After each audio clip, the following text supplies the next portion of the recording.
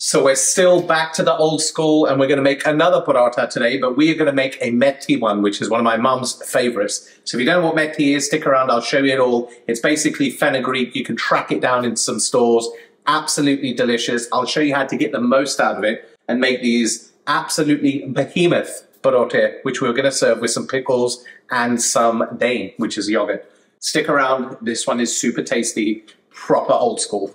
Right, let's get into this. So this is what fresh methi looks like, aka fenugreek. It should have the roots on like this, very fresh indeed.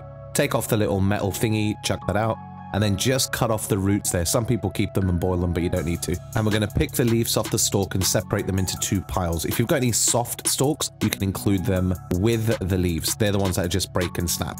Work your way through until you've got two separate piles like this. Make sure you get every last little leaf. They are full of flavor. Once you've got your leaves and your stalks, then we're just going to wash everything. So start with your stalks, just give them a nice little wash in some water like this, cut them in half, and then we're just going to put them on a tray. And then we're going to put these into a pan, cover them with some water, probably about 300 mils roughly, nice bit of salt, and then we're going to boil these. I think I need a little bit more water actually, just to kind of top them up a little bit. Boil them for about 5 to 7 minutes, and then you're going to strain off that liquor. Look at all of that. That's a wonderful flavor you're going to get from the stalks, and the salt just counteracts the bitterness. Make sure you squeeze the stalks for maximum extraction. Now we're going to move on and wash the leaves as well. Same thing, in a bit of loose water. All the dirt will go to the bottom. Put them on a tray with some kitchen towel, put some more over the top, and then just let them chill out and dry for about 10-15 minutes, if you can be bothered to wait that long. And then all you're going to do is just run your knife through them, work in batches, chop them up. It doesn't need to be ultra fine. You want to have a bit of coarse texture. So I guess roughly chop them up as best as you can.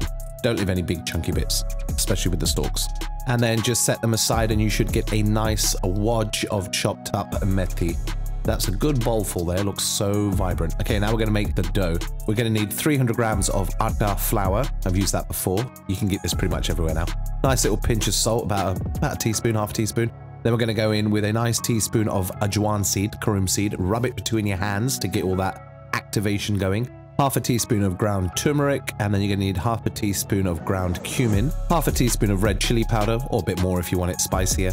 And then you're going to go in with about a teaspoon of garam masala, homemade blend, recipe on the website, a chopped up green chili, and then a teaspoon of ginger paste and a teaspoon of garlic paste. Then you're going to put in your methi. Oh, and I also forgot, you're going to need a nice teaspoon of chaat masala. Maybe I'll give you the recipe for this one day, but this is a belter. And then we're going to put a nice teaspoon of oil of your choice, extra virgin for me, and then about 30 grams of Greek yogurt. You can use regular yogurt too, but I like this one. Then we're going to put all that water in from the stalks of the methi, work in stages, put it in bit by bit, start working it with your hand, and then once it's all incorporated, you can add the rest if you need to. Sometimes you've got to judge this. Either you need a bit more water or a bit more flour. It all depends on the type of flour that you are using, because different flours hydrate at different levels. Science. It's mostly whole wheat flours that are thirstier. Anyway, so take this out, knead it for about 5 minutes. If you need to add a little bit more flour, if it's a bit wet, you can do just like this.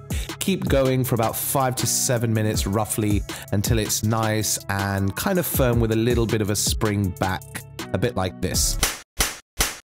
Love a good dough spank. Now put a bit of oil over the top, extra virgin here, not much. Rub it all over. And yeah, and then just basically cover it with a cloth and let it chill out for about 20-30 minutes.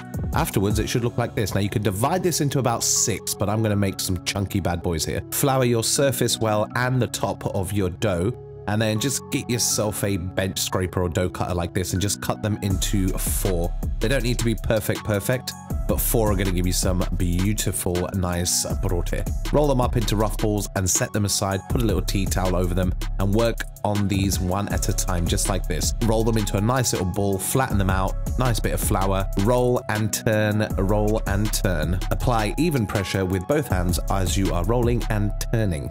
Now just work your way through. It doesn't take too long to get it nice and flat. You want it about a 1/4 inch, maybe a little bit less thick. That should do pretty well. Flour a tray, put your paratha on the tray and basically work your way through the other batches. Don't forget to cover with a cloth as you go. So soften it out with the palm of your hand, roll and turn, and feather if you like. I'm not sure if that's the name of that technique, but I like the way it sounds. Plenty posh, so I'm going to keep it. Now you've got your monster parote. It's time to cook them in a skillet. Get it a little bit hot, not too hot. Put one in, move it around a little bit, give it about a minute, minute and a half.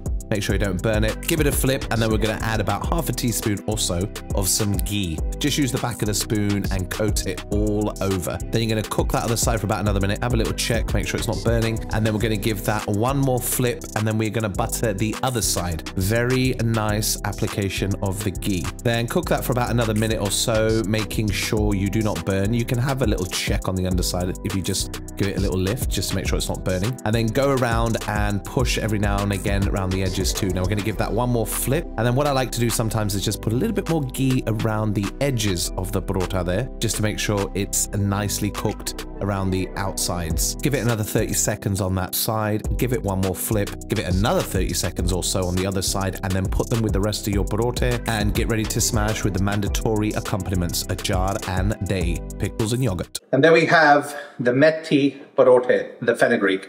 Now these are a bit of a specialty. And if you can track down all the ingredients for these, which isn't too hard, apart from maybe the fenugreek, I would suggest doing it. But most Indian grocers have them. These are absolutely delicious. Look at these. Behemoths. Right, let's get into one of these, eh? Oh, wow. You can really smell that fenugreek. Just try a little bit on its own. That is really tasty. By adding the water from the stalks, you get the real flavor, and you don't waste anything from that. And as always, go with some of the pickle and get yourself some of the yogurt. Cheers.